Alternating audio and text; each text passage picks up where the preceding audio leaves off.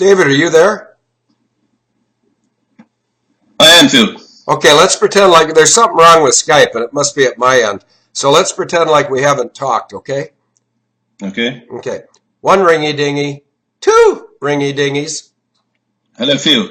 Well, hello, David. What's new at your end? And I'll try to get in chat as soon as I can.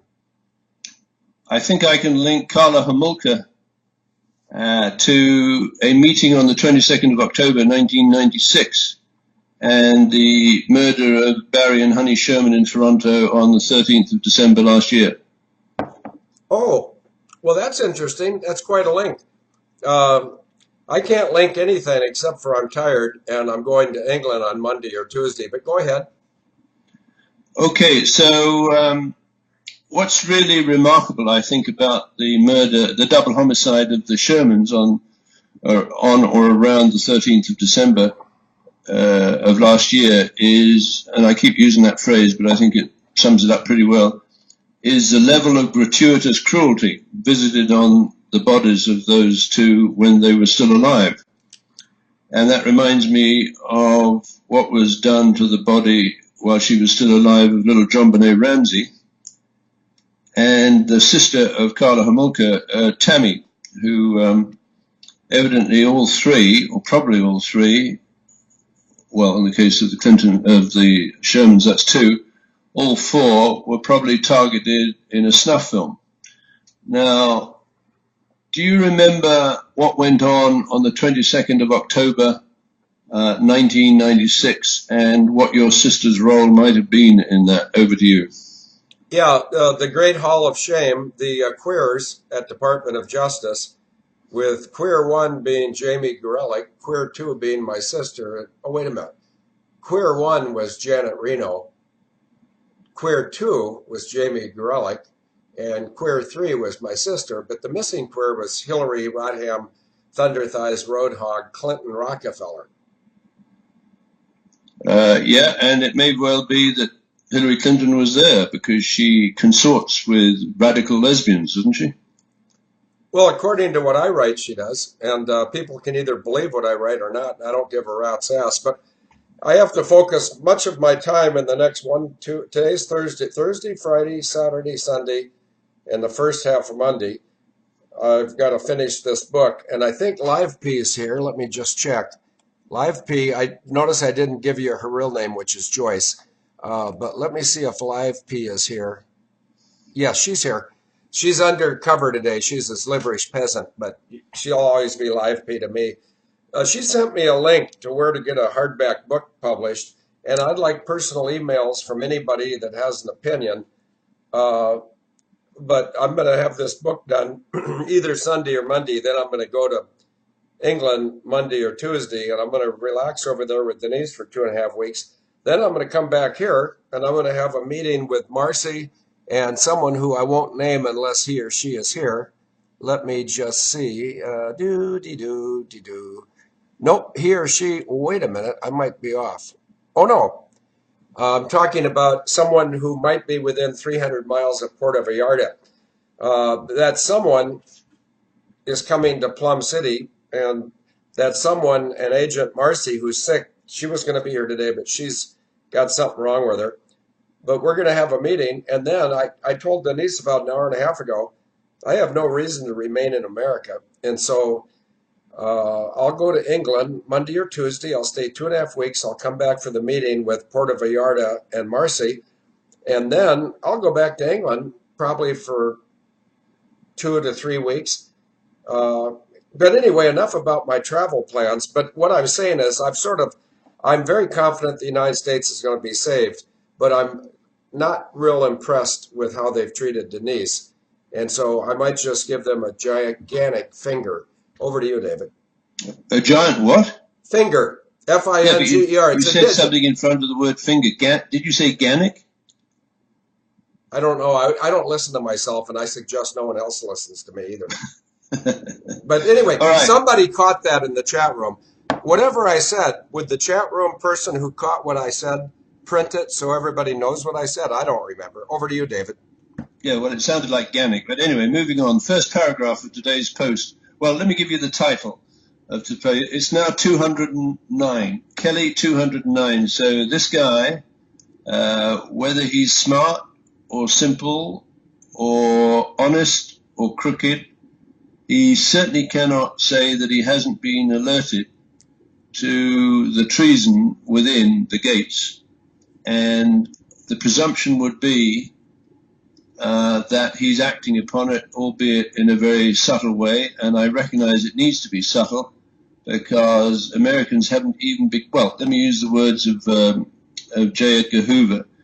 The individual is handicapped by coming face to face with a conspiracy so monstrous he cannot believe it exists.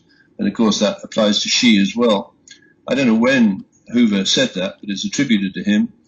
And I think what Hoover recognized is somehow an organization called British Invisibles, it's changed its name as most of these organizations do in order to cover their tracks. But British Invisibles represents the invisible trade out of the city of London, which dates back, of course, to Roman times, and in particular to insurance premiums and banking and service charges, currency manipulations, and the license fees associated with the Patent Office. And I think, Field, I can now give you or share with Able Danger and the world what the long-term game is. They want to transfer custody of the United States Patent and Trademark Office to a supranational government of world bankers and an intellectual elite. So if anyone needs explaining, please put the question into the chat room. I'll endeavor to explain it. But they're well on the way to succeeding until Able Danger came along, because they have, over a couple of hundred years, actually starting I think in 1802, transferred the custody of the United States Patent and Trademark Office to British Invisibles. And in fact, the first superintendent of the United States Patent and Trademark Office was one Dr. William Thornton, who was an Anglo-American. I think he was born in Jamaica. He was raised and educated as a Quaker, or by the Quakers, in the United Kingdom. And he went on to become an American citizen, and the architect of the Capitol building, and the first superintendent of the United States Patent and Trademark Office, appointed there by, I believe, Jefferson, President Jefferson, who said, correct me if I'm wrong, the tree of liberty needs to be refreshed with the blood of tyrants. Does that ring a bell, Phil? Well, I'd like to bleed some tyrants. It doesn't ring a bell, but it was 1956, August, when Hoover made that comment. And the word that you didn't hear that everybody in the chat, the adjective before finger, according to Green Eyes in Omaha, Denise and Frimley Green, and Eagle down there somewhere, I think in Missouri, but somewhere close to Missouri, Kansas border, but I think it's Missouri. They all three said that I offered to give the United States of America a gigantic finger. So the adjective was gigantic. Ah, okay. Big as opposed to little. So you would use your big finger to give the finger to the United States, right? Speaking of hands and digits, which digit is the longest? The middle one. Okay, and what did the Scottish archers use that for? To pull the bowstring back.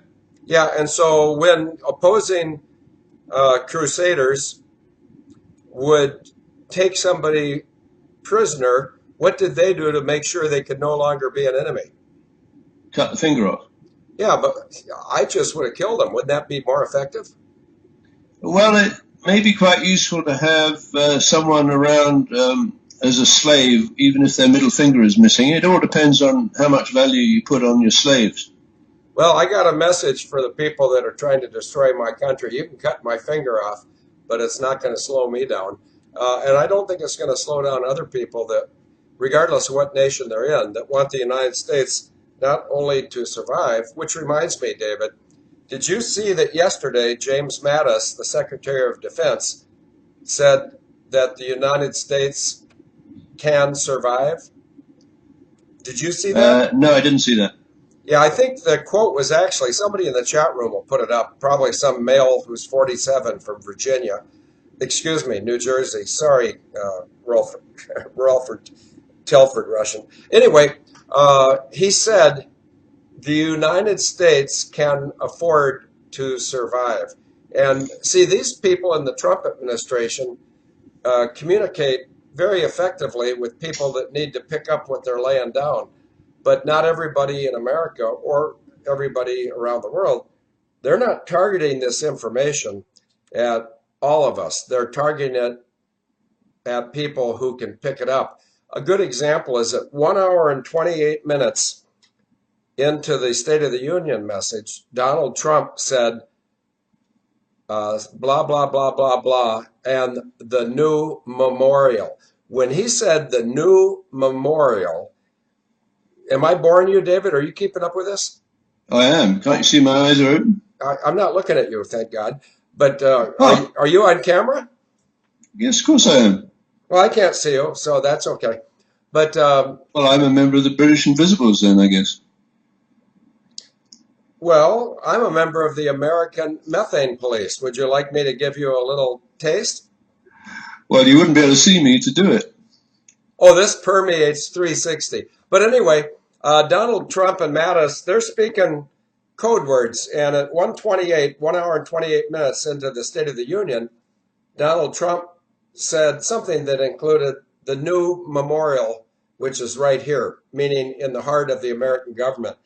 What he meant, according to a source, is he meant, and by the way, I know this sounds terribly egotistical, but I'm pretty sure he got this idea from us because I said this about 6 or 7 or 8 months ago.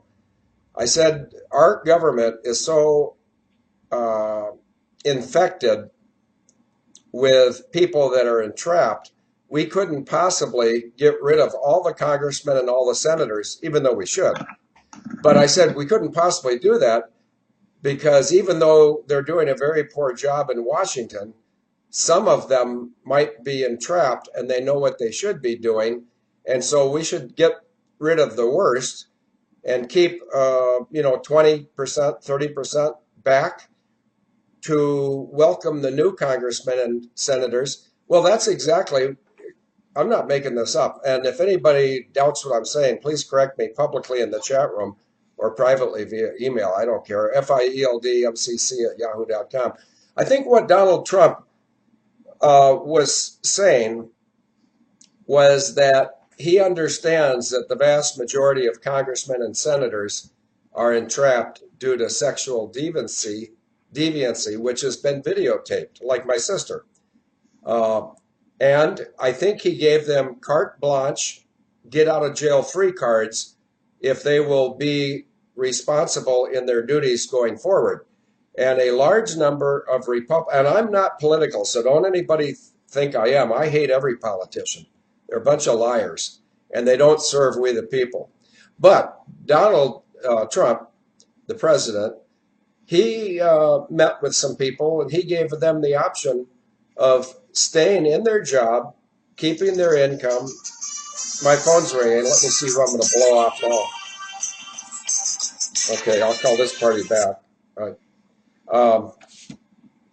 But if anybody goes back and listens at 1 hour and 28 minutes on the State of the Union, Donald Trump says something about a new memorial. What he meant by new memorial was a new way of doing business. And the new way of doing business, if you want to keep your job and stay in government and you're a congressman or a senator, be on the freedom train tomorrow. And if anybody wants to know how the Democrats or even the venomous, worthless maggot Republicans, which is not limited to John McCain and Mitch McConnell, there's others. But if you want to see how well that pill was swallowed by the traitors, the voluntary traitors, for instance, Pelosi, Feinstein, Schumer, Chuck Levin, all you have to do is look at Nancy Pelosi's face. She was really in fact, I like to be a wise ass when I write. In the chapter that I put up last night on the internet, I said, and this is going to offend some ladies, and that's unfortunate. In what I wrote last night, I said the look on Nancy Pelosi's face appeared to me to be expressing her reaction to Wells Fargo having repossessed her vagina. And then I think I put in parentheses low mileage, like who'd ever want to visit there. But anyway, the bottom line is you may be frustrated, David, and others may be frustrated that it is such a slow process, but it's my opinion that the good guys are winning. And so the next morning, after the 1 hour and 28-minute comment about a new memorial, which means a new government, over 200 legislators got on the freedom train, and the freedom train was called that because they're getting freedom from their past. They were mostly guilty, but you can't get rid of everybody. So Trump basically gave them one chance to straighten out and fly right. And of course, the bad people like Pelosi, Mitch McConnell, McLumpjaw, and Feinwart, or whatever her name is. Let's see. Yeah, never mind. Even my writing, my fiction writing, even offends me. So if anybody else is offended, don't feel like the Lone Ranger. I'm offended too, but I do it for a reason. But anyway, I believe that we're going to see 2 ex-presidents hung. And of course, most of you are saying, why not 5? Well, I think the ones that don't, I think of the 5, 3 are getting life and 2 are getting hung. Yeah, there you go, Nancy Pelosi. What a witch. Yeah. So even though it hasn't been fast enough to suit you, me, or anybody in the chat room, I think happy days are coming. And my only question is, will I remain in America or will I go to Cyprus or Costa Rica? I don't give a rat's ass about America because they haven't given a rat's ass about me. They haven't locked up my sister, even though I told Dunford, Trump, and Ben Carson 3 years ago they really need to. I think they will. My guess is she will be executed. And if I can't be there to pull the trap, I don't want to be there at all. I'd rather be with Denise, sitting at a beach watching the surf roll in. So anyway, David, I think things are going in the right direction. And it doesn't matter if I'm right or wrong. This is not the time to hesitate. This is the time to put your foot on the gas and just hope the people in charge of the world today, which are not the people in charge of the world 60 days ago, I wouldn't even say hope. I'd say pray and have confidence in